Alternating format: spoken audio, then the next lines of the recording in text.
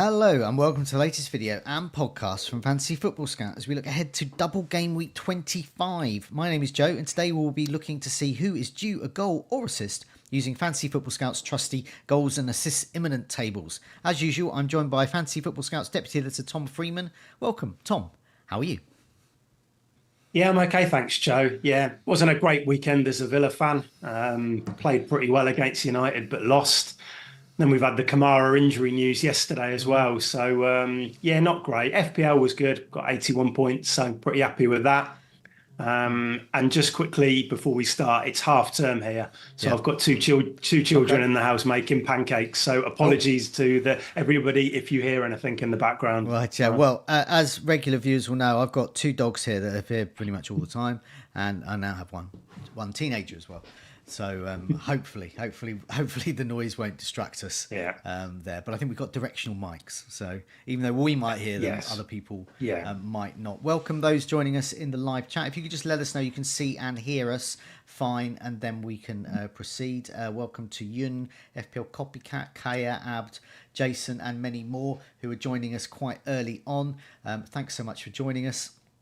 What we're going to be doing today is we're going to be having a look, see how we got on for the goals imminent table. And FPL Copycat says can see and hear us, but not the dogs. The dogs are quiet at the moment. We'll see how we got on in game week 25. We'll crucially look at the game week 26 tables as well. And a bit of a spoiler alert: the goals imminent table is massively boring, but the assists imminent table is much more exciting. And then we'll take some questions at the end as well. Do look out as well this week. I think it's out tonight. Myself and Tom, we've recorded a video with our team reveals and team thoughts and what moves we're planning to make for the double game week, specifically with that tough fixture schedule that's coming up, followed by blank game weeks and the unknown and a further double game week for Bournemouth and Luton a bit further down the line. So we'll be chatting about that. Okay, I understand people can hear and see us. That is good. So what I'll do is I'll put up a little tables of how we did last week. So I could prepare these yesterday because we didn't have anyone on the tables that was ready to play this time as well. Okay, so in terms of goals imminent, we had Haaland at the top. So that was a bit of a cheat, really. He hadn't played for so long, but he had... so he wasn't as prolific just before his injury in December, and then he had a sub-appearance. So he didn't do tremendous amount in terms of goal scoring. But yeah, he did this time around. So yeah, Man City weren't looking great, but De Bruyne came on, turned it around. So I'm a happy KDB and Haaland owner. I ignored the leaks, just played KDB. I'll take 20 minutes of him any day. Yeah, what do we do with Man City? Haaland's a must, isn't he? Presumably the best thing to do is to triple captain him and supplement him with everyone who's going to assist him. Yeah, I think so. I mean, I've got the triple captainship on him at the moment. I also own De Bruyne and Julian Alvarez. I think you've got Foden, haven't you, Joe? Yeah. So we've got the attacking triple ups, both of us, and feel pretty happy with that. And you're not going to be able to get them all. Obviously, I haven't got Foden, but yeah, I'm fairly content with it going into what should be a big double game week. You know, you've got two home fixtures, which I think is key. And they laboured for a while against Everton on Saturday, didn't they? But Haaland is often like that in games. You know, he will be anonymous for large periods, but he pops up at exactly the right moment and got the brace, 13 points, and close to getting a third at the end if De Bruyne would have squared it. So, but yeah, feeling happy with the City triple and the fact it's already in place. Yes, definitely. So some of these names we can sketch over. Calvert-Lewin. No one cares how he did. No one wants him in game week 25. But so, I mean, just to reiterate that. So he's got, I mean, to be fair, he's got Crystal Palace at home next, and then Brighton, who are very leaky, and then West Ham, who are very leaky, and then Manchester United could get some goals there if that game's going ahead. That game will go ahead in 28. It's the 9 game against Liverpool. That probably wouldn't go ahead, but you wouldn't want him anyway. But I don't think there's going to be much interest with. He's not doubling. There's nothing. No. There's nothing fancy about Calvert-Lewin. Same for Wilson, really. Newcastle assets not in demand. And also it's just a bit unsure who's going to play. So we had the press conference from Eddie Howe, Anthony Gordon. He didn't actually completely rule him out. Neil was quite quick to point that out when we did the team review. He did say that he sort of left the door open for Anthony Gordon, and a bit like Saka. Basically, Anthony Gordon has to be. Well, I'm going to be crude here. Basically, Anthony Gordon has to actually be no longer alive in order to not make the pitch. And even then, Eddie Howe will construct some kind of weekend at Bernie style, weekend at Gordon's thing where he'll literally just drag his corpse onto the pitch and flay him around near the ball. But yeah, that's Anthony Gordon for you. But it just shows you we can't trust the word Eddie Howe says. So Isak is currently injured. Wilson isn't. But Isak Wilson did get an arm injury at the weekend. No, so yeah, well we're not going to know, are we? There's no weekend at Bernie's for Wilson though. No. So he's injured again. Isak is meant to be close, but again, do you believe what Howe said with this? Newcastle are a no-go at the moment anyway. I think they've got Bournemouth and Arsenal next. The focus is on teams who are doubling in the coming weeks, so no reason to go there. I'm pretty sure they will become factors later down the line, though. Next name is Pascal Gross, and I'm not just going to dwell on him because I'm a Brighton fan. He scored. He is on penalties whilst Pedro is not around. That is important because Brighton play Sheffield United away next. And this comes to the doublers v singlers debate. A lot of people will be thinking, right, I'll get rid of Pascal Gross. He's on penalties. He plays Sheffield United next. So just dwell on that before you get rid of him. He then plays Everton at home, Fulham and Nottingham Forest at home. So it's a really nice run up to 28 before this bad run of City, Liverpool happens. If I had Pascal Gross, I would be keeping him. Same. Because it's really important that he's on pens. He's got good fixtures there. And it's no guarantee that Liverpool players with the League Cup final coming up after their straight after their double will actually play twice. Pascal Gross is not the kind of player I'd be removing at the moment, but he's been sold by so many people over the past couple of weeks, and he's got double digits I think in both of those games now, and said it all along, keep him because with João Pedro out the penalties, we thought they might get a bit of joy at set pieces against Tottenham, which didn't result in returns as in actual returns, but he got the penalty. And I just think those fixtures are good for Brighton. I think that Sheffield United and Fulham and Forest coming up. So I think you can get 4 more game weeks out of Gross before then you're going to need to look to get him out in game week 29. Yeah, definitely. And also periods during the match, he's going to be playing a bit further up front. Lallana is playing in that sort of number 10 role. He can't last that long. I think he actually did go off injured in the end. But he can't last that long. So Pascal Gross, for at least periods of a match, could be playing in a more advanced role. And also we're going to have the likes of Adingra back. Matoma's already back. The band are back together. And then there's choice up top, Welbeck or Fatty or Ferguson. So many options. Be wise to get the guy that can assist as well. Bowen's up next. He failed. He's missing Paqueta.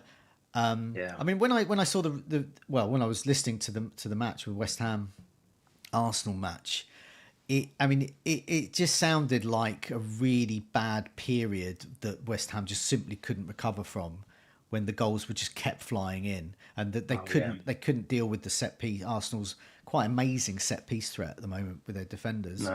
So Bowen, it just highlights how good Arsenal are, how much we need to be targeting Gabriel and Saliba, and how West Ham are just a no-go at the moment, while Paqueta's out, definitely, but possibly, arguably, a no-go at the moment, especially with their fixtures. They've got Nottingham Forest away, but then Brentford, Everton, Burnley. Well, looking at the fixtures, actually, the fixtures aren't too bad.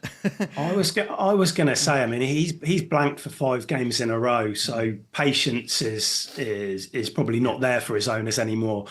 But he has got that game week 29 fixture against Villa. The fixtures on the run up to that, Forest, Brentford, Everton, and Burnley are okay. They're pretty good. I get that the Palace are really struggling at the moment, but Arsenal were excellent. You know, you have to factor that in at the weekend. Yeah. I mean, it was set pieces, but it was also just from open play. Every time they went forward, they looked like scoring, and I think that result had been coming. Arsenal have been doing okay recently, but the goals haven't been flying in. Everything they hit at the weekend went in. I am a bit worried about West Ham because they're not playing well. I don't think they've won this year yet, but dependent on your team and what you've got going on at the moment, I don't think he's a terrible hold if you are kind of not looking to free hit in 29 and you want to kind of start building a team towards that. Yeah. I mean, I think if I owned Bowen, I would probably ditch now just because I think maybe the other assets are better. Yeah. But, Pascal Gross, I wouldn't. If Bowen was on penalties, I'd be marginally tempted, but I'm not. No, he won't be, will he? Yeah. Casemiro, blank. I mean, he's just here because he's, you know, his underlying stats occasionally at periods during the season are going to show him doing. I wouldn't be a player. I'd get him for his goal scoring. He's getting the odd assist, but he also, and Fernandes is here as well. I don't think he's not really the goal threat we hoped this season, but you know, it's still okay underlying stats. I mean, I did a talisman video ages ago and a little while ago, and they the Manchester United's talisman was Scott McTominay. And he probably, well, I think Højlund has probably overtaken him, but Scott, when Scott McTominay is your main man, then it's a hard avoid for me. I think McTominay he scored again at the weekend, didn't he, from the bench? And so I think he's still scored more than Højlund, who's been doing really well recently. Yeah, I just think with Casemiro, don't look at him, go for Garnacho if you want a cheap United midfield. Fernandes, he created 8 chances against us at the weekend. He was very creative, but he was much more disciplined. We were, it's wave after wave of attack for us at points in that game, and he had to drop a little bit deeper to kind of help the midfield too there. Again, I don't think you're looking at United at the moment. If you own Garnacho, fine, but outside of that, don't think there's much interest. I thought Dalot looked good at the weekend, but again, you're probably going to be looking at the doublers. Yeah. Now I've got Garnacho in my team. Right, he's a hold for me. I probably will be playing him as well if I don't. Well, we'll talk about our team reveal video, but yeah, he's exactly the kind of player I want against Luton, and I think he's a good single game week option this week away to Luton. I think that there could be some joy there. Speaking of Luton, Ogbene's here, who's listed as a forward but plays as a wing back, so he's the Doughty of the other side. Nevertheless, he is a striker, so you would think he's probably better at scoring at that side. So the fact he's on here remains to be seen if he's still on the list. But I think if you're going for a forward, Adebayo at 4.95 million or so is the same price. I think you would go there. So Ogbene won't, but you know, an interesting differential, definitely. Yeah, I do think he struggled a bit at the weekend because Sheffield United were playing a low block. Not sure if many people have seen Ogbene, but he's very much about his pace. Yeah. I think the next couple of games could suit him more against teams that come on to Luton. But let's see. But yeah, there's Morris as well who got the penalty at the weekend. So there's 3 forwards at Luton who are all in the starting 11 at the moment. So, I mean, Ogbene, I put him in the differentials last week. That's exactly what he is. He's a differential to the other players we've mentioned. But yeah, I do think these next couple of games could suit him better. Yeah, definitely. And Ogbene is also on the assist imminent table. Failed there, but it remains to be seen if he's still on that table. Top, though, is Odegaard with his 2 assists there. It's Declan Rice and Saka who are now on corners. So Declan Rice has stepped up onto corners. And that in combination with whatever happened when they had their away week, their warm weather camp over winter, they've come back as an absolute set piece machine. And so Gabriel and Saliba are ready there. Whoever else is ready for the headers. And Odegaard's still got the delivery as well. And then they've got Declan Rice and Saka popping in. I mean, they're just a team to keep and invest. I was thinking of Saka to whoever in the double game. That's not going anywhere now. So Arsenal are playing. Now, what team would be really good for Arsenal to play with their set piece delivery? Oh, wait a minute, they're playing Burnley in Gameweek 25. Yeah, Arsenal staying and being fielded. Is Odegaard still in your team? I had to sell him. I really didn't want to last week. I wrote a piece on Friday night for the site and said, this is the player who I think can do really well against West Ham. I don't want to sell him. I know he's got 5 blanks in a row. I want to keep him. And I had to have I needed the money for Haaland. And there was, going through my team, there was, because I own like De Bruyne, Jota, Palmer, nobody I could pull money from. Odegaard was the only player really that I could do that. So I had to sell him. Didn't want to, but I mean, it worked out okay in the end because I captained Haaland and he got the 13 points. But I would still like him in my team. But you've got 5 spots and it's hard. But you've got Saka and one of the goal scoring defenders. Yeah, you got Gabriel. Yeah, so that's fine. That's fine then. Benes, failed there. Salah obviously failed because he didn't show up because he's not fit. He was indicating that he could be back in training this week, but remains to be seen. So all eyes on training pictures and the team news with Neil on Friday to find out what's happening there. But I'm not going to get Salah in because I would have done if he'd have got minutes in 24. But 25, you're looking at 1 start probably, and I wouldn't want him in 26 anyway because he's not playing. So I would have to completely rip up my team, and I've actually got a nice plan at the moment with my team. So I don't see him racking up 2 starts, given that the League Cup final follows 25. Might be wrong on that. Let's see what Klopp says, but I don't think so. And the fact they blank in 26 and then they're going to blank probably in 29 too, I'm going to have to just go without Salah for probably until a wild card now in 30 or 31 or something like that. I think so. It's not nice not owning Salah, but I just don't think he'll get the minutes over the double game week. No, I mean, it's game week 28. We're going to be focusing on the likes of Solanke and perhaps Alfie Doughty at Luton, those types of players in 28 because they double. So Salah's just not going to get a look in. And Liverpool play City anyway that week. So you probably don't really feel like it's really the Forest game, which you kind of worried about. But that's just the way it goes. Yeah, definitely. And then they probably blank in 29 as well. So, I'm not interested in Salah at the moment. Cook at Bournemouth, didn't get assist potential there.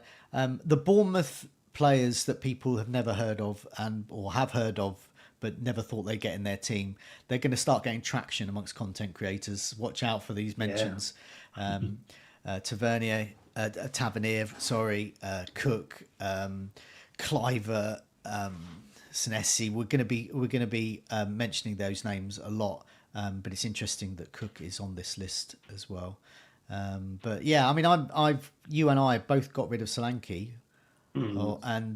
But we were discussing on air before. I'm going to get him probably back pretty much straight away in game week 26 because I'm going to want. I mean, he's an absolute lock for game week 28, isn't he? With double game week at home to Sheffield United and Luton. I think you probably want to get him in 27 if you can. That's probably the prime time to get him, isn't it? With a trip to Burnley before.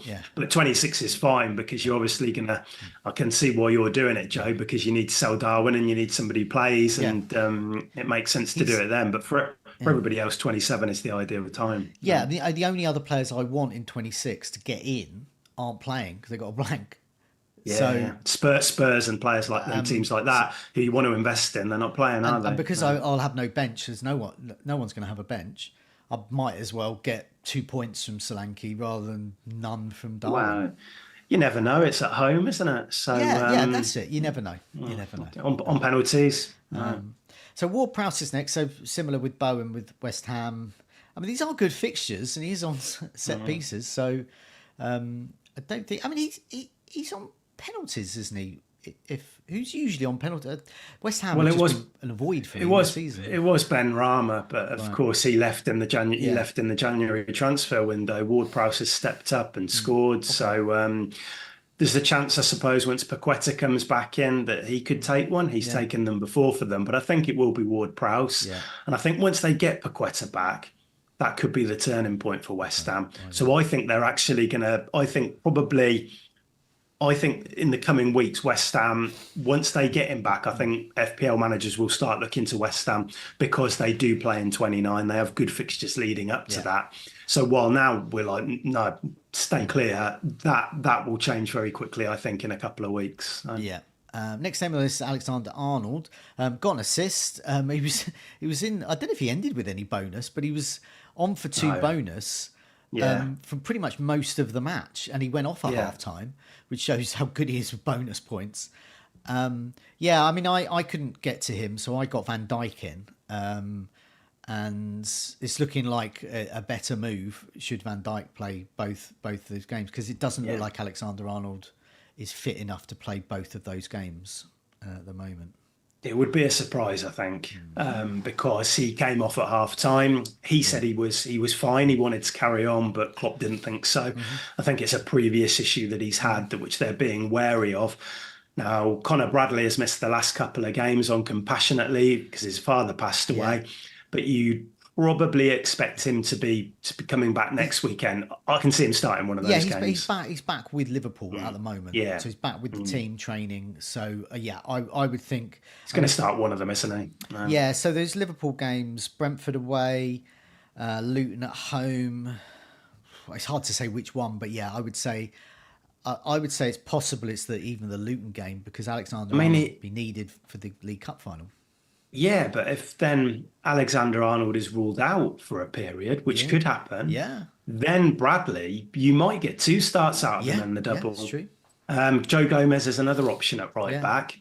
But Bradley, it's not like he's been injured. No. He's just been up, so he should come back and be able to hit the ground running in terms of, he's not going to be short of match fitness or anything like that. So, it's going to be, that feels like the key press conference on Friday from Klopp. And that will determine what we do, I think. Yeah, I mean, I'm not an Alexander-Arnold owner, and I can't get another player that blanks in 26 as an outfield player unless I do that for an existing player that's going to be missing matches. And unfortunately, most of those have a double game week, so I'm not going to be removing them.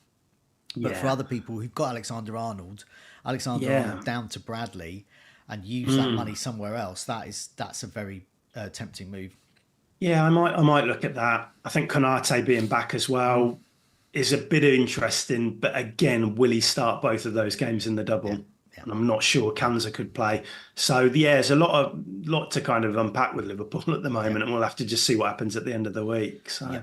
Already we're getting some questions in the live chat. Thanks for those. We'll come back to those. We're gonna have me and Tom will answer as many questions as we can at the end. So have a think about them. I'll do another prompt a bit later, but I'll try and come back to these because luckily they're handily got some nice question marks on them, so I can easily see them. William got an assist. Williams he's just the player that is going to be on our lists, and we can say, haha, we said he'd get an assist, and no one will get him in because he's a Fulham player. But Fulham have good fixtures. I mean, they do have Aston Villa at home, which is an okay fixture from an attacking point of view. They've got Manchester United away. And Manchester United Fulham games have been quite good in recent years. They've got Brighton at home and then Wolves away. It's not a bad set of fixtures really. No, and they play in 29 too. Yeah, so, and they've got options in attack now. Even with Jimenez out, Broja is there as well. So we could be seeing some more assists and seeing Willian hop off this table in a good way. Funnily enough, Joe, it was between him and Ross Barkley coming into my team last week. Really? And for anybody thinking, really, I did write about that on Friday. It's in an article. It was published before. It was between, I think I had 4 midfielders. I needed to get a midfielder in under 5.4, I think. Yeah. And it was, so who did I have on the list? I had Ross Barkley, who I bought in, Willian, Garnacho, and I think I put Curtis Jones down just because he had the double. And so I was kind of looking at him because all of Willian's attacking returns this year have been at Craven Cottage. Every single one has been at home. And when I was looking at that fixture run pre-deadline, I think 4 of his next 6 were at home. He's obviously had one of those fixtures already, so I think it's 3 and 5 now. Yeah. But he's on penalties. I think it's quite a lot. I think he's quite a good Right? pick, Willian, at 5.3. Yeah, it fits into your strategy of getting a sort of fourth midfielder that you get in as a differential and a punt, really. Yeah, I guess it's just with Barkley. I saw that double game. Well, not one double game week, two double game weeks, and it made sense to go for him. Yeah, But in a one match scenario, I'd prefer to take Willian, I think, yeah. over Barkley. But it's just those additional fixtures that he's got. Okay. So yeah, William completes getting 4 assists. We predicted, which isn't bad for our table. We got 3 goals in our goals imminent table, so it's been a good week for those tables. Douglas Luiz got a goal as well in the assist imminent table, so his assist potential is there and his penalties, but he can get obviously goals in open play as well. But now there could be some changes at Villa though. Is Kamara injured, and does that mean that Luiz could be in a deeper role? Still on penalties, but a deeper role. Yeah, I mean, I think Luiz is still a good option because I don't think his appeal is an open play anyway. I think it is set pieces and penalties. Yeah. I know the goal did come from open play, but it wasn't like, I'm sure, I don't think it's. Yeah. I don't think that's the appeal with him. But you are right that the makeup of the midfield will change now because Kamara's out for the season. He's got a knee ligament injury. I think it'll be McGinn who drops back in next to Luiz. It could be Tillemans, but I think it'll be McGinn. Okay. That will impact Luiz a little bit on. I think Kamara's more of a natural holder than McGinn. Yeah. So I think Luiz may be restricted a little bit, but he's still got lots going for him. Okay. And we're playing 29 as well. Right. So yeah, he could pick a bit of interest. You've got Bailey as well, but his minutes aren't as, Luiz is as nailed as he gets now. Yeah, I mean, looking ahead to 29, so there could be some other fixtures, the likes of Bournemouth even, Nottingham Forest, Manchester United, Luton, they could all play in 29. But as it stands, it's really just the Aston Villa against West Ham fixtures. So Aston Villa or clear ones to target as well. And it's also that Spurs fixture as well, Spurs at Fulham. Yeah. And of course, Brentford as well play Burnley. So I mean, I'm looking at Tony, I'm looking at Spurs attackers, a Spurs defender, Aston Villa players running out of transfers. For my strategy of looking at hits probably a bit later, sort of game week 29, and these are the sort of players. So Douglas Luiz is firmly on my radar for that. Yeah, because going for somebody like Bailey could be risky if you need them in 29. Yeah. There's always a chance Diaby comes back in for a match. So I think Luiz, I'd probably say, is the better option because of those minutes that you're going to get at the moment. We might get Luton against Forest as well in 29. I think that's probably the one, looking at this various scenarios, that's the most likely to drop in, which would help us all with our planning, given that Luton double in 28. I think the likely scenario isn't it that it's either going to be Luton or Manchester United. Manchester United, I think when I looked at the variations, a high possibility is it'll be one of those two. I mean, it's not set in stone, but it's that through the way the fixtures go, I think it'll be one of those two. So Man United will blank if they beat Forest, but if Forest beat Man United, which isn't it's not unthinkable, is it? Then that would be the Man United game again. So that would be good for you if you, as a Garnacho owner. And which would mean if Nottingham Forest go through, that means the Luton game is off because they play Luton in game week 29. Mm-hmm. So that's the situation, which has led me to think in my team because I've got Garnacho and I was thinking of getting Barkley in because I'm hedging my bets a bit and I hope pretty much one of them is going to play. But I've sort of partially gone off that idea because I don't think I want to lose Palmer.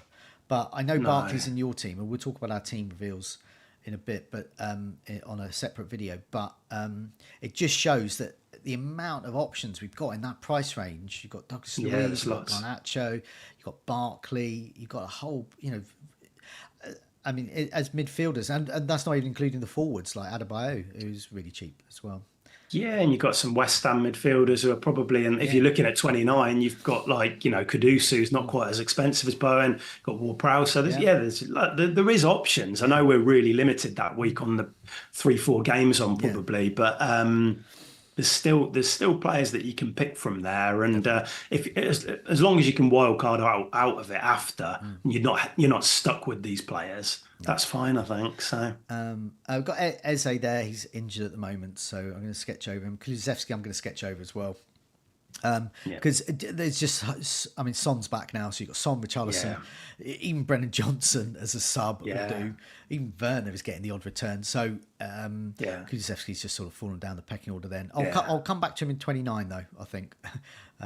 Let's have a look at the latest goals imminent table. I'm going to be quick on this one because I looked at the table. I mean, I didn't make the table. The table makes itself. It's based on whether you have scored less than 2 goals over the last 4 matches that you've played, but you've had at least 10 shots, and the expected goal delta people, whoever sits and uses their abacuses for that, decrees that they're underperforming.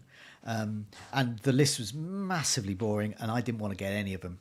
So what I'll do is I'll just read out the names on the list of goals imminent, and you can just sort of mention what any that you're interested in. So we've got Calvert-Lewin still there at the top. Willian's gone straight up there, so you were interested in him and could still be. Bowen is there, still there. Fernandes at Manchester United still there. Werner at Tottenham, interestingly, is there. He has only had 1 big chance and he's missed it, and only 1 shot on target. But he has had 10 shots and he has had 6 shots inside the box and has been marginally underperforming. McGinn at Villa is potentially an option, but at 29, but there are other options at Villa. Kluivert at Bournemouth at 4.6. That's a roll of the dice for Bournemouth's double game week in 28. But if all you've got is 4.6 left and you want to get an attacking Bournemouth player who might not be nailed on, but just go for a differential, then, I mean, there's on those wide rolls there's just so much, on those who are creating for Solanke, there's just so much rotation. But nevertheless, I guess that's the concern with Kluivert minutes. I think he got 55 at the weekend, 22 the week before that, 70 the week before that. But I think if you're going to go for a Bournemouth midfielder, you've got to accept that will be the case in the double. They're probably not going to start both games. No. Ogbene, we've spoken about really as a forward, but a wing back can't really compete with Adebayo at 4.9 million.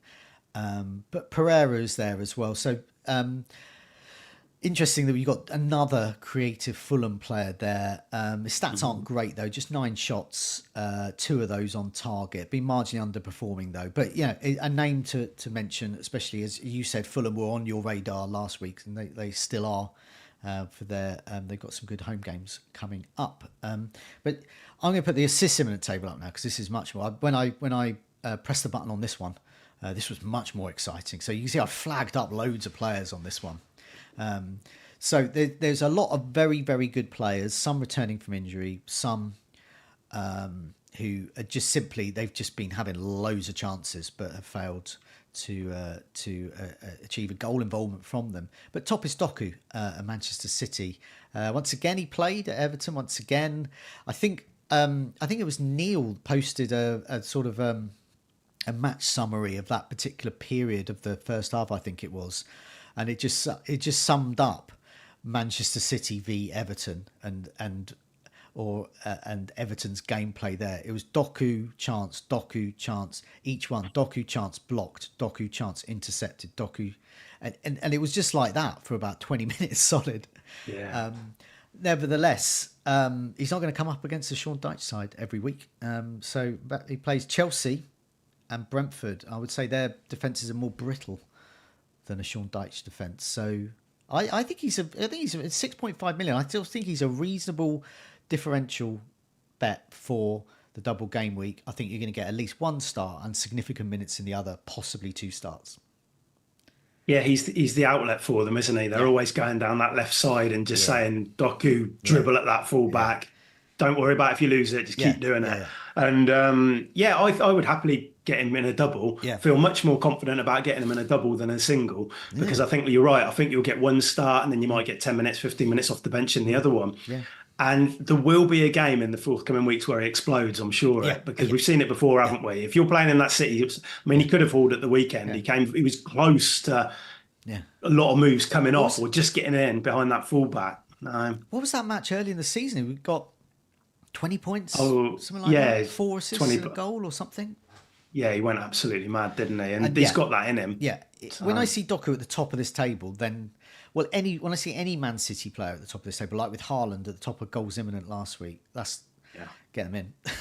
So yeah, I guess longer term, if we want guaranteed starters in 26 and yeah, 29, it makes it riskier. But then if you're playing like a game week 27 wild card, which I think a lot of people are, you might be more willing to yeah, gamble on Doku for two yeah, game yeah, weeks. Because Grealish is out of favour at the moment. He yeah. will get minutes and he will get a start, but he's not. He's not the Grealish that we No. saw at the tail end of last year. He's not playing to that level, so that's good news for Doku. And yeah, really exciting. If he was in my team going into a double, I'd feel pretty excited about that. I think Yeah, he I could think do I, well. I think I prefer him over a Liverpool midfielder because I just don't think you're going to get two starts, and I don't think you're going to get for Doku. But Doku plays in 26, or at least gets going to get minutes in 26. Yeah. And I just think this, yeah, as you said, an explosion of points is due soon.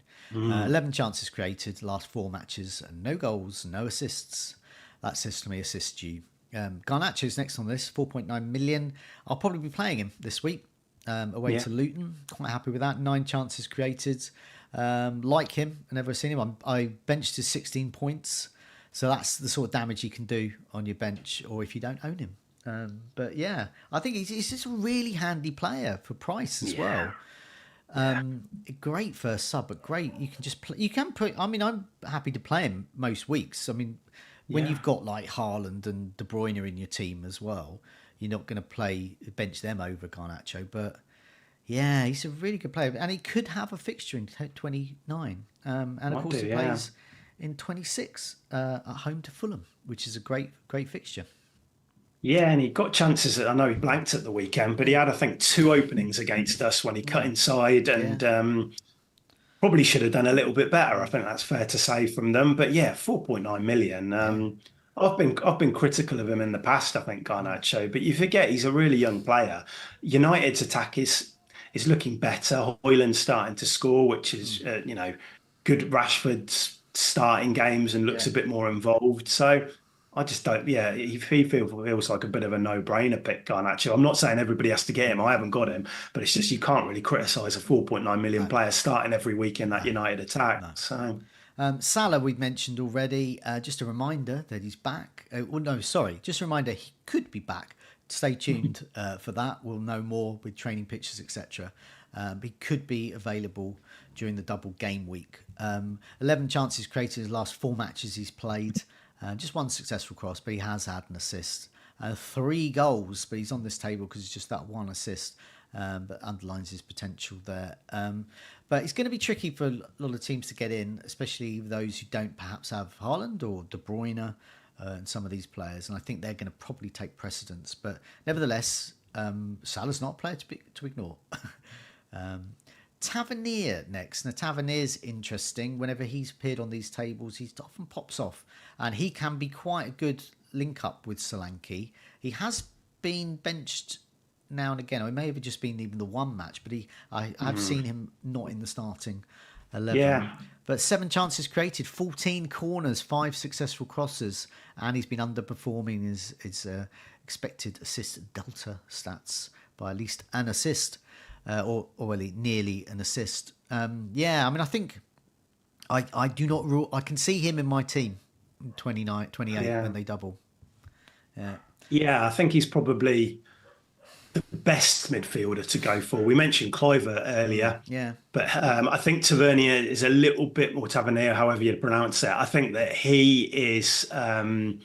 He feels a little bit more secure in his starting role. He was benched yeah, recently, and that will happen because they've got so many options across that kind of yeah, attacking midfield 3. But I think that he will start most matches. I think if you look at that over the past 10 game weeks, he's probably started 8 or 9 yeah, of them. So I think that he is and he's a bit more creative than those other players, I think. yeah, So maybe a few more routes to points. yeah, It just depends if you want to get two get Solanke in. Do you want to add another midfield in, knowing that they'll probably blank in 29? That might be that's something you've got to weigh up. It's risk reward. But look at those fixtures for Bournemouth. Yeah. Sheffield United at home and Luton at home. People might be willing to get him in and then hit him out the following week and just take a risk on it. Yeah, I mean, even this week against Newcastle, we've seen what Newcastle's defence is like recently. Yeah. In 26, they got Man City, but 27 onwards is amazing. They got Burnley away, Sheffield United, Luton in the double, then Wolves, then Everton, and Crystal Palace were up to 31. So if their fixture against Wolves is on in 29, Bournemouth are going to be absolutely top. But they're already top of the season ticker at Fantasy Football Scout, up to 31. They're absolutely top. So, So to get Bournemouth playing in 29, it'll be a blank. If Wolves beat Brighton, it'll be a blank. But I don't think that's a given at all. I think Brighton have got a very good chance in that. I couldn't predict that one. Yeah. Yeah, hard to call. But what we do need is we need Leicester to beat Bournemouth in the FA Cup. Now, Leicester flying high at the top of the Championship. We could get that Bournemouth fixture on. It's not. I wouldn't say it's likely because we need two things to happen for that to come to fruition. But it's not out. It's not out of the realms of possibilities. It could happen. Yeah, definitely. These are two things that could happen quite easily. Ward-Prowse is next. We mentioned him, but just a reminder, he's had 12 chances he's created the last 4 matches and taken 11 corners, 9 successful crosses. If West Ham can stop being rubbish, then Ward-Prowse is definitely a player to get in. He's one of those players you see in people's mini leagues and teams in mini leagues and things, and you think, they got Ward-Prowse in. Then Ward-Prowse gets 10 points or so, and you think, Douglas Luiz we mentioned as well. 12 corners he's taken, so he's the set piece guy, and he's on penalties. Endo at Liverpool. People aren't just going to go there. There's so many options at Liverpool. Endo is way down on that list, but he has created 7 chances. Kenny at Fulham has created 7 chances as well. And Ogbene, we have mentioned to death, really, the Ogbene show. 7 chances created. He is still on this list, but he's fallen down. But it's Doku, Garnacho, Salah if he's back, Tavernier. These are much more interesting ones from a fixture point of view for us, I think. I agree. I did ask people to put some questions in. We've already got quite a few questions, so if you can keep your questions coming, we'll spend the last 10 minutes or quarter of an hour of the show answering your questions. So what we'll do is I will have a look and see. I'll go right to the top and I'll stop when I get a question mark. News on Trent, anyone? Says Hassan. Well, no.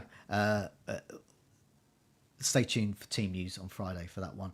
SJ, thoughts on Konate for the double game week? Yeah, I think he could be a really good option. What's his competition for a place? Well, it's Kansas, the youngster, isn't it? I think, which is the competition there at the moment. I suppose Gomez could move over, but I think Konate.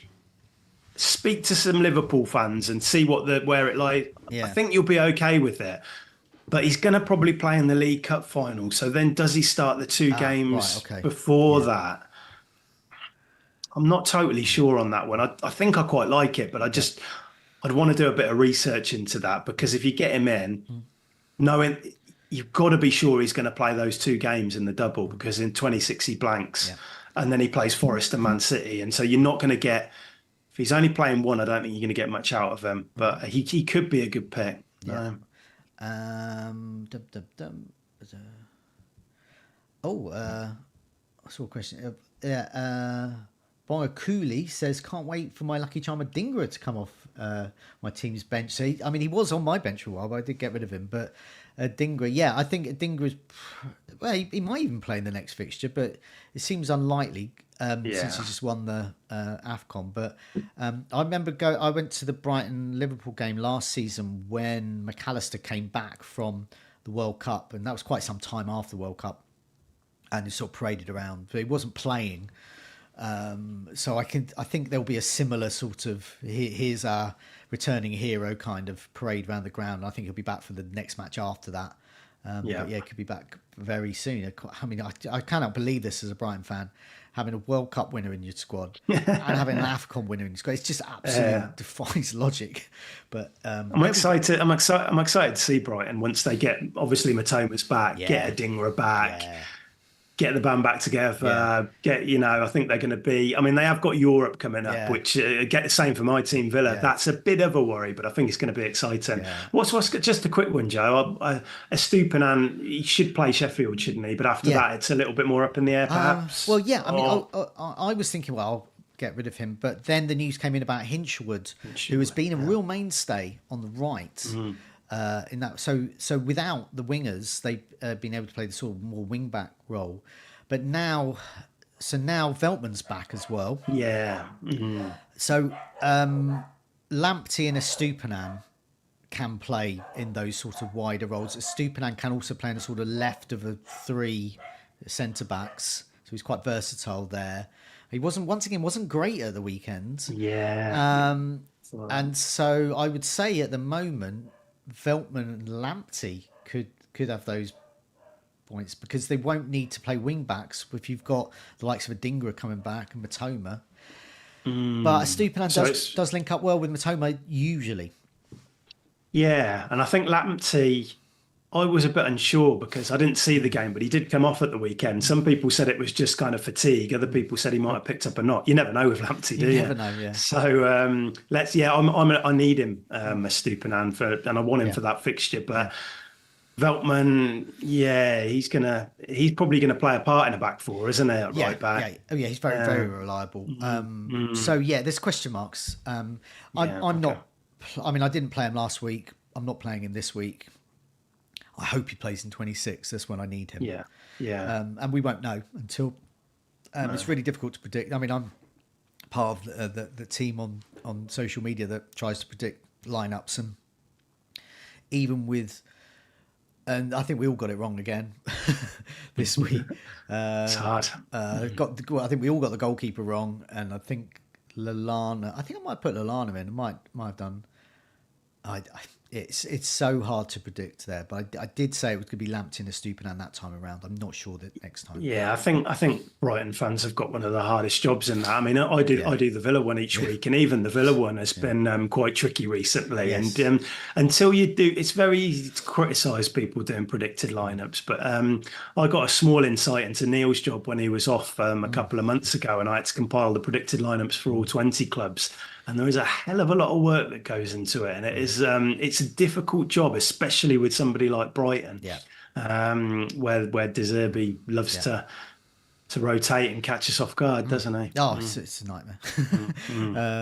If I can get 9 out of 11, I'm really happy. Basically, it's good. Abd in the live chat asks, bench one of Gordon, Gabriel, Doughty. That's an easy one.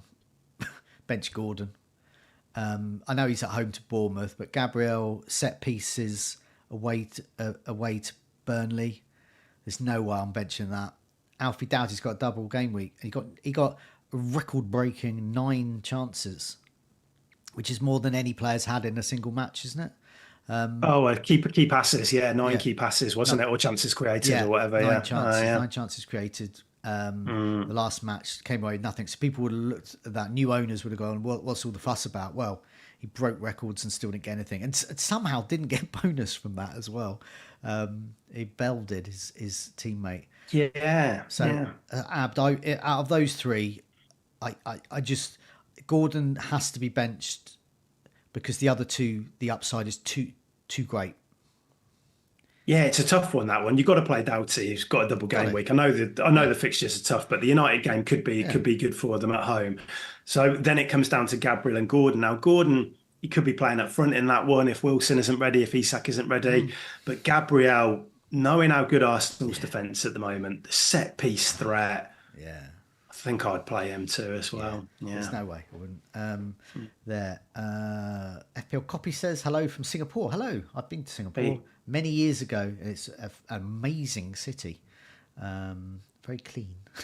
I went to the airport. And that's as far as I got. Was the airport clean? It was lovely, and then we got a connecting flight from there. I didn't get a chance to look around. I remember going, it's a really good record shop there, and I also remember This is about 20 years ago, and I had literally had the best Indian meal I've ever had in my life in Singapore, at an Indian restaurant there. It was amazing. Oh, amazing. I don't know what it was that was so amazing about it, but it was just amazing. Mohammed asked, bench Solanke or Palmer in game week 25? Palmer, yeah. So Solanke's away to Newcastle, and Newcastle's defence. Yeah, but Palmer hasn't been great, has it, recently? No. At all. That's an understatement. It's been bad. So and I mean, Palmer's a great player. He's going to be up for that game. Going back to City. Yeah. But it's for City. sure. But it's Man City. I would always say bench the player away at City. Yeah. Even even when players like Salah go to Man City, you're not gonna bench him, but you're probably not going to captain him in those kind of games. Yeah. So it's just one of those where he could get a penalty, he could get an assist, but I don't think you're going to beat yourself up about that afterwards. So it's a question from Jason that I would have asked you as well. Actually, is Cash an option now with Villa injuries? He doesn't like the rotation on the left, or he'd get Moreno. Oh no! Tom is just frozen, just as I need to. You just froze just then. I'm back. You're back. Okay. You froze. It's a question that I would have asked you if Jason had. I did hear the question. You carried on, but I don't know what happened to me. Oh right, I just sort of blanked out. But yeah, I'm definitely got a Villa defender on my radar, and I was thinking of Torres, but he doesn't seem to be back. And yeah, is Cash now the guy to get? Well, I wouldn't say he's absolutely nailed, but I think it's his place to lose now because we've obviously got the injury to Konza now. We're waiting to hear how bad that injury is.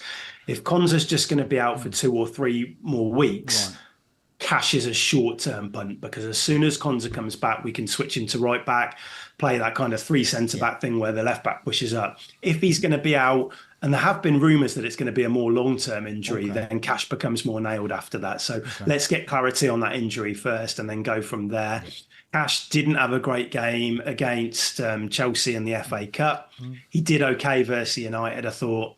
But if Konza's out for 2-3 months, which would be pretty much the season, then Cash becomes an option after that. Still think Powell, once he gets back, is the most nailed, but we need him. I'd want to see minutes from Powell before bringing him in. I wouldn't want to bring him in yet, because we've been here before where he looks like he's close and then he has a setback. The reason I'm interested, and I'm sure Jason is as well, interested in Villa defenders, is they play in 26, and it's a great fixture in 26, and they play in 29. That's definite.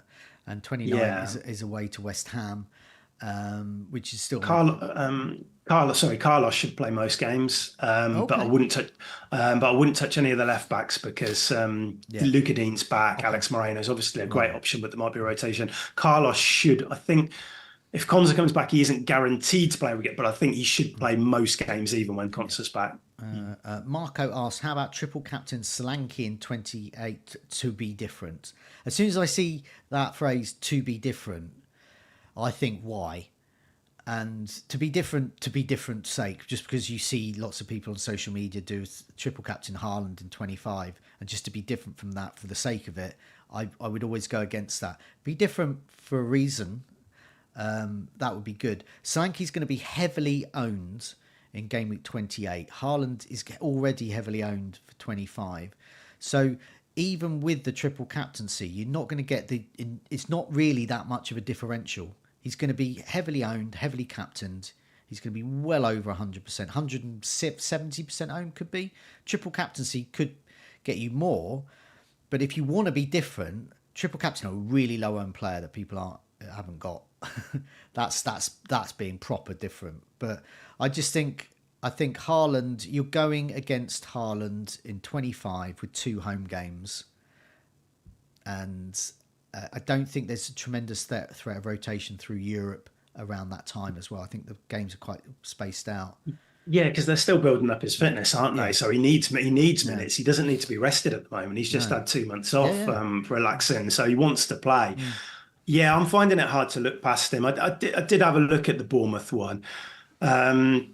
But there's a massive difference in the quality of player there. I know the fixtures are better, but Haaland is just going to mop up those big chances. You know, you look at what he did against Chelsea earlier on this year. I mean, and he got 16 points against them. He returned against Brentford in his first match back, or his first start back, where he got 5 points. So he got 21 points against those teams already this year. And Sheffield United at home and Luton at home, they're good fixtures, but it's Bournemouth. You know, I captained Solanke against Forest in a home game a couple of weeks ago, and they're not gonna win week in, week out. It's still Bournemouth. They're improving under their new manager, but I don't see. I think if I wasn't going to captain Haaland or triple captain Haaland this week, his EO is going to be what this week? Haaland, it's going to be over 200%. I bet. And if I wasn't going to do that, and I was just going to captain him, and I was going to, like you say, go for, I think I would. Yeah, exactly. But I think I would probably look. I don't know if I'd look at Solanke. I might wait and try and build it into a chip strategy where you maybe think, well, maybe Salah's going to be back for a double later on in the season. Exactly. A triple captain on a player from Bournemouth. I don't think Bournemouth are reliable enough to do that personally. No, I don't. I totally agree with you. If I wasn't going to go for Haaland, I want to go for another reliable option. And for me, that's a player from, well, City, that was Haaland, but it would be Salah, it would be Son at Spurs. Oh, exactly what I was going to say, or Son at a double game week later on. Now, I think that the appeal of that's risky doing it, because one, we don't know the fixtures. Two, I think we might want to bench boost and play free hits around those game weeks. You can't play two chips in the same week. So it's risky, but if you really want to do that, those are the kind of the level of player I'd be looking at. Rather than Solanke. We've seen forwards. Solanke is better than players like Dennis and players like that, but we've seen players from these kind of teams. Maybe that's not being fair on Bournemouth. They're better than that, but you see what I mean? Like bottom half of the table teams. We've seen these go wrong before. Weghorst, you know, and I feel more confident going to the best team in the country and try and make gains in other areas. And you know, if Haaland pops in the next week, you know, he might get, 20-something points out of those two games. So you're still going to make 20 points on the people who've just captained them. Yeah, totally. Bonaculi, our starter, Dinger or Palmer this coming game week. I would ordinarily start Dinger, but I think we'll get news whether he's going to start or not. Yeah. And I don't know whether he'll start. No. Just because, I mean, I'm not suggesting that he's going to be massively drunk after. He's like, I think he's only about 12. So, but I just don't know whether he's going to start or play. I'd probably play Palmer for the minutes just for that. Just you're assured of that. But yeah. If we do know that Dingra, if De Zerbi says, Dingra's going to play, he's going to start, can't wait to have him back in the starting lineup, then play a Dingra. Yeah. Question for you, is Jake Ramsey at Villa an option moving forward? Yeah, I thought that he picked up some really good positions against United. Real threat on that left-hand side. Quite central, but really good. But he's coming back to fitness, and his finishing, it was quite frustrating to watch because he got in some great positions. His last touch just wasn't great at the weekend. But I think the good thing for him is that if Kamara's out, McGinn will probably be needed in the middle. And so that creates that space for him. So I think he'll get plenty of minutes. So yeah, I'm not sure if I'd move right now, but I think that he is a player that could be interesting running up to 29. Here's a question from Lennox. Looking to move Trent out, considering options. Bradley is obviously one, but he's looking for a very cheap defender. Would we recommend Van Heck at Brighton? I mean, I've definitely toyed with the idea of getting Van Heck in, because I think there's a goal due there, because he does go up forward quite a lot. He is nailed on. It's just clean sheets aren't there, so that's the big downside. But so, for example, I've got a Stupinan, and if I was minded to move Palmer onto Jota, I would need to free up some money in order to make that move for a hit, and top of my list, cheap defenders, is Van Heck. So the answer to that question is, if you are looking for a cheap defender, yes, I would say Van Heck is top, because he plays in 26 as well, and he's got a great fixture in 25. Away to Sheffield United. Yeah, Yeah, I like him. He's looked really good. yeah. I would definitely go for him. I think so. Yeah, Jim Parry asked, do we know if Becker's no-show, Alison Becker's no-show over the weekend was due to illness or was rumoured injury-related? Yeah, I think we spoke We about this spoke on air. about this. Yeah, Yeah. he's Not on actually air. he's We one of spoke my about it before. top targets because at Liverpool I can get another slice of the double game week and I can just bench him, and he's not an outfield player, so I've got another goalkeeper to come in. And also, I'm quite happy to play Alison Becker when he's back, game week 27, because he blanks in 26. But it was when Klopp gave the interview, he was talking about the flu, and I'm trying to remember the exact phrasing of it, but he sort of stuttered over. He mentioned Gomez, and then he said about Alisson, and then it was almost indicating that Alisson's got something else, or I'm not sure I meant to say, or it was that kind of pause. But it might have just been a pause because he was thinking about, what shall I watch on telly tonight or something. He could have been just distracted. So it could, but people already obviously saying, as rumoured by some injury related, I haven't seen any rumour that he's injured, apart from Klopp stuttering over his words. Well, I've just had a look on the Echo, the regional paper, and they put up a story today saying that Alisson, he reported for training today at the AXA training centre. Wow. Yes. Yeah, they were both spotted in full training. So, and he's alive. Yeah, and the Brazilian is seen embracing the club's head of fitness and conditioning. And in the video, and appears to say, "Yeah, I'm good. I'm feeling better." Brilliant. So that pretty much suggests it's illness. Yeah. Okay. Well, I got my transfer lined up then. Goodbye, Dubravka, and your awfulness in my team. Hello, just saying, goalkeeper. Yeah, it's like you said earlier. Conor Bradley is back as well now. I did see that one. So that's a positive in terms of. I mean, I wouldn't make a move now. Wait until a bit later on in the week, because I don't think you'll get any price rises to worry about or anything. So okay, well, as we've been dwelling on those questions, about a zillion more questions in, so I'll go through them, but I think a lot of them we have been already mentioned there because we've come out to the hour mark. So I'm just going to very quickly go through these, and then we'll as many as we can. A lot of them, luckily, are answering other people's questions, which is good. Yun says thanks for the answer we gave him just now. Yemi asks, how many double game weekers should we target with 25, and how many hits should we consider taking? How I'm set up at the moment, I've got 6. I'm looking to get 7 with no hits. I would think 6 is good, very good. And if you have to take a hit to do that, so be it. But yeah. I think with 4 or 5, you're not getting enough slice of the pie because it's 2 big teams involved, City and Liverpool. Yeah. I think I've got 6, which includes Alexander Arnold. Yeah. So if he's going to be out, I will replace him with another double game week player because I want to go in with at least 6 for this one. Yeah. In my setup, I don't think I'll need to take a hit for game week 26. Although I do need positive injury updates on 2 players, Mark Gahey and Charlie Taylor, who I'd need to start. But I think that, if you need to take a -4 in 26, then that's fine. I mean, you want to kind of capitalise on this double. Yeah. Man City and Liverpool, 2 of the top 3 teams in the country. So you want 2 or 3 players from them minimum. Cowlan asks, Region ? They've been doing the General's orders videos with FPL General. This was the second week where I tried to persuade him to get Region in. I did last week. He got 12 points. He still ignored me. This week, when once again, Region, I think, is a great option because he hits the underlying stats at the teams he's at. The last 6 matches he's played for whoever he's played for, he has hit the metrics of being one of the most attacking defenders. He's fitting his role of just running like a maniac and hoping he can score. Is fitting in with Brentford's style, and he's got a double game week in 25, and he plays in 26 and 29 and 29.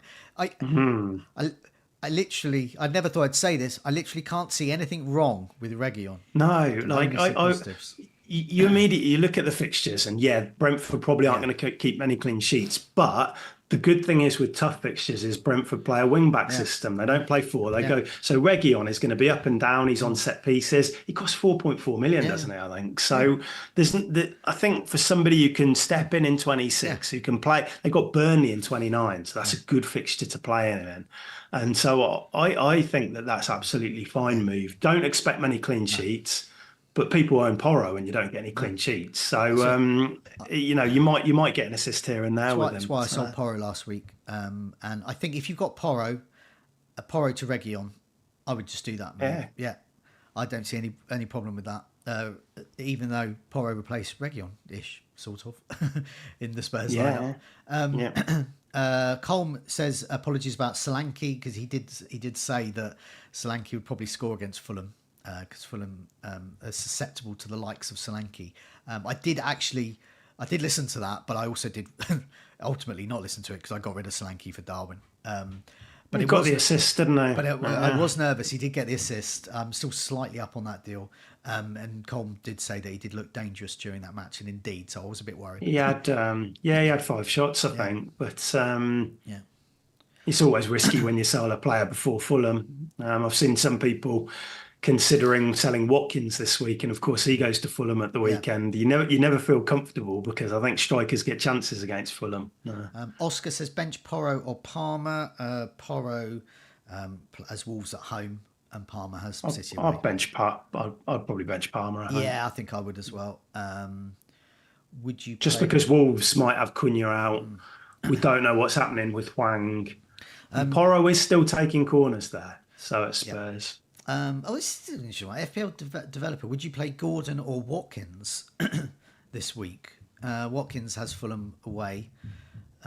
Gordon has Bournemouth at home. Yeah, both players that can haul both good fixtures, but I'd find it hard to bench Watkins myself. Yeah, I'd play Watkins, but I'm a Villa fan, so I can get away with saying that. I would do that. Yeah, I would just find it hard to. But, Gordon has the home fixture. But, yeah. We've got lots of questions, but they all are similar themes. We mentioned Alexander-Arnold quite a lot already. And also those benching Palmer or whoever. Basically, Palmer usually get the bench for most of them. I'll just finish with this question from McCloppin about getting Tony in. For Liverpool and City.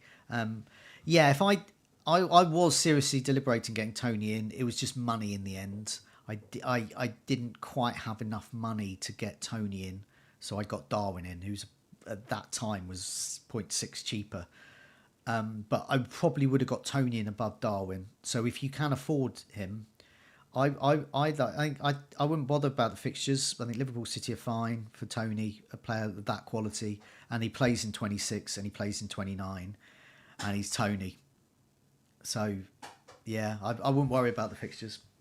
Would you? I mean, I think you can get him in. I mean, he's a 90-minute man. He's on penalties. He takes some set pieces, some free kicks. So, the fixtures in the double aren't great, but with Tony, you're getting a 26 fixture, you're getting a 29 fixture, a very good 29 fixture. And teams, and he plays West Ham and Chelsea soon, and I don't think those are, he could get something in that. I think he's a really good player to get him, definitely. Okay, apologies for those whose questions we haven't got to. Hopefully we've answered most of them, and hopefully they're on similar themes to the ones we've already answered. Thanks for listening and watching. The tables, the information there about the goals and assists imminent as well. Reminder to do press that like button and do subscribe as well. Keep updated with our latest videos and podcasts. And also do check out fantasyfootballscout.co.uk for all latest offers from the members area. Thanks a lot for watching and listening. Tom, take care. Have a good game week. I'll see you soon. Thanks, Joe.